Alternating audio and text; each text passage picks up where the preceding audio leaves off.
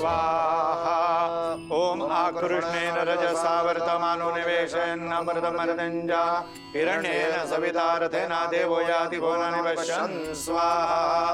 ओम आप्याय स्वसमेत देवी श्वत सोमवृष्ण्यां भवावाज्य संगते स्वाहा। ओम अग्निर्मूर्धादिवक्त्रपस्पति।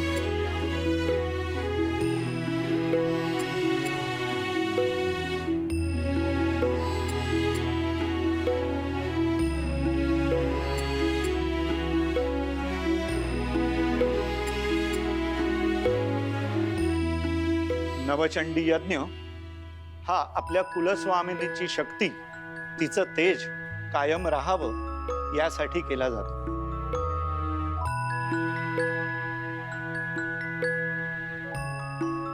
ज्यामुळे आपल्या कुटुंबावर येणारं अनिष्ट संकट ती दूर करते। आपल्याला घरात सुखशांती लाभावी, आपल्या मनोकामना पूर्ण व्हाव्यात यासाठी हा यज्ञ केला जातो।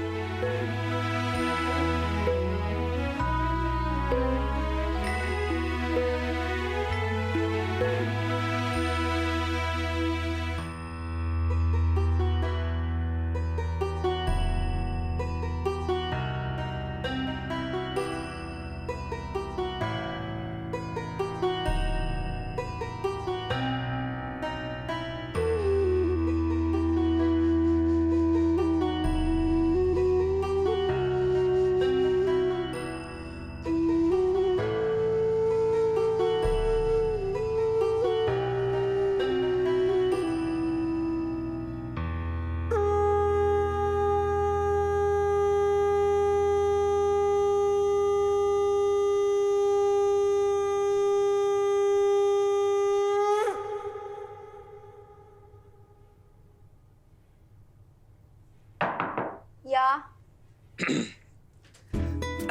नोटी पप्प्या गोंधळ आले नाही, ते येत आहेत थोड्या वेळात। मी आलोय पुढं। तुझी बॅग घेऊन यायची होती ना म्हणून। ठेव तिकडे। हा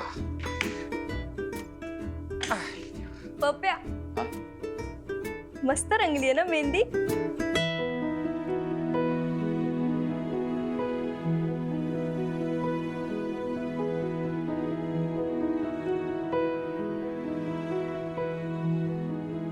सांग ना, मस्त रंगली आहे ना। आमच्या दोघांच्या प्रेमामुळे एवढी रंगली आहे।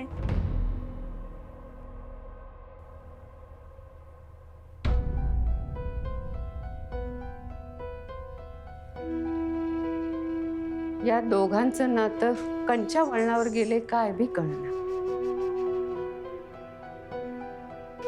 सारंगनं मला जेव्हापासून मुक्ताबद्दल सांगितले, ती माझ्याकडे जेवण घेऊन आलेलीच नाही।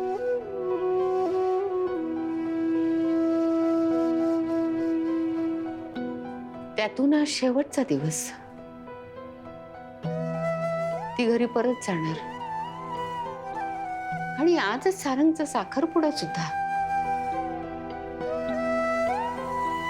दोन माणसं माझ्या जवळची आहेत, त्यांच्या बाबतीत एवढं वाईट कसं घडू शकतं? आई जगदंबे, तुझ्या खांद्यावरच भार, तूच काहीतरी कर।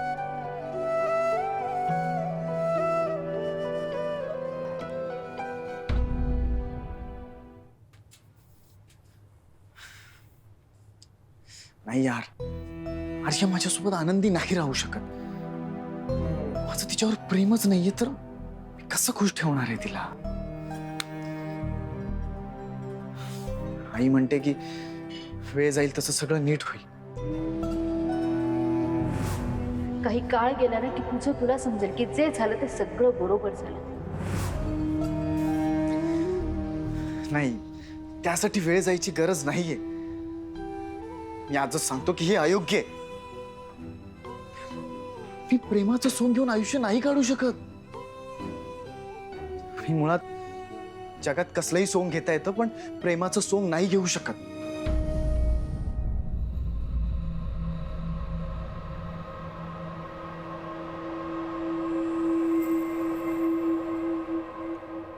छान दिसतंय.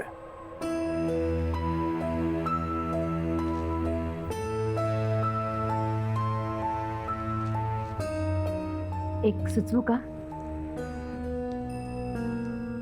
साखरपुड्याच्या कार्यक्रमात आपण सासूबाईंना पण सहभागी करून घेतलं पाहिजे.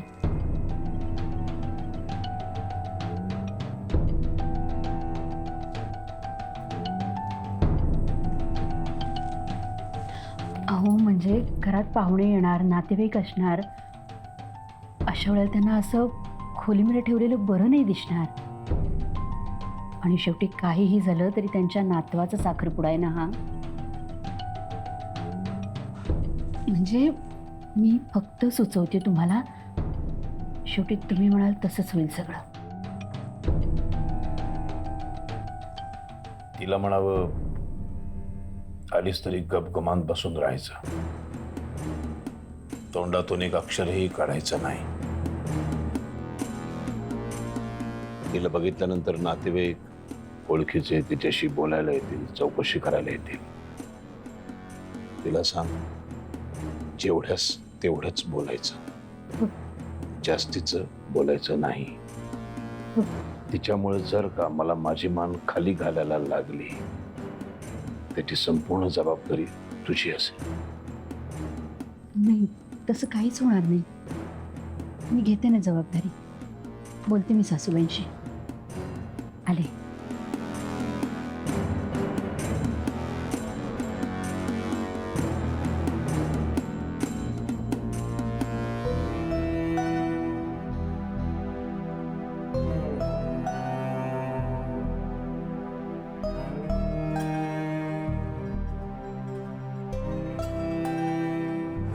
यू व ल य आ.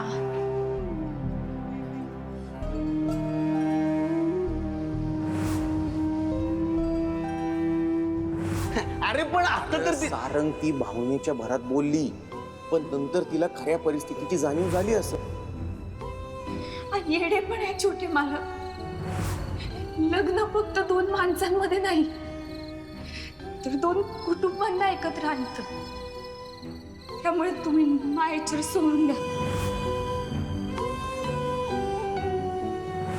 अरे प्रत्यक्ष देवीनंच तुझ्या परडीत मुक्ताचं दान टाकलंय.